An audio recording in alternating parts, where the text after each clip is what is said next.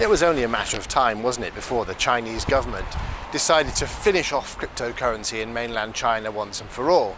We saw in summer this year when the Chinese government decided to crack down on Bitcoin mining rigs, and of course China had some of the biggest in the world. I think something like 75% of all cryptocurrency mining was coming out of mainland China, largely because of people and institutions. In fact, there's now, believe it or not, mining institutions over there that were taking advantage of free or very cheap electricity, state-owned electricity, and having an advantage over pretty much everybody else with not paying the enormous power costs normally associated with Bitcoin mining, and therefore making huge profits and making the whole mining enterprise much more viable for the Chinese miners. However, that's all gone now, and mining rigs have been sold and even dumped for nothing, as people and institutions involved in this activity have been afraid of the government's long arms of the Communist Party and basically cut their losses and ran away.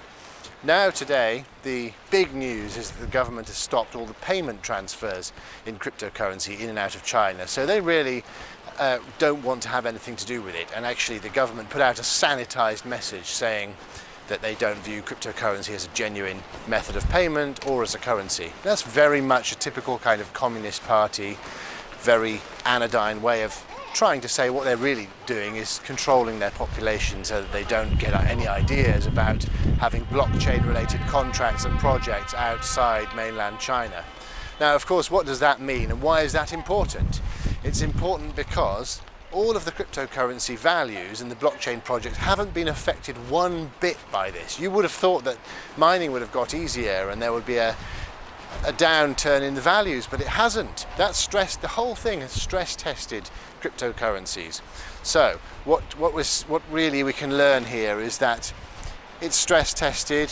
Western countries actively operating in those blockchain orientated circles are now really ready to go, and of course anything with a regulated framework and a good quality system in place is able to build itself forward in the new asset classes that come the way of electronic trading. And I think that's very important to look out for. When you choose a brokerage, when you choose an electronic trading partner, take a look at where it's based, what jurisdiction it operates under, what its regulatory credentials are, and of course what instruments are offered. If a company has its own platform, like ETX Capital has its own proprietary infrastructure, then it's a sustainable environment, and therefore asset classes are added all the time. ETX Capital is a progressive company. It has 50 years of history, but it's a progressive company. We keep adding new asset classes all the time, new instruments all the time, which makes things completely sustainable. So as we're talking about the cryptocurrency world, it's not necessarily so relevant right now, but who knows, in the future it may well be.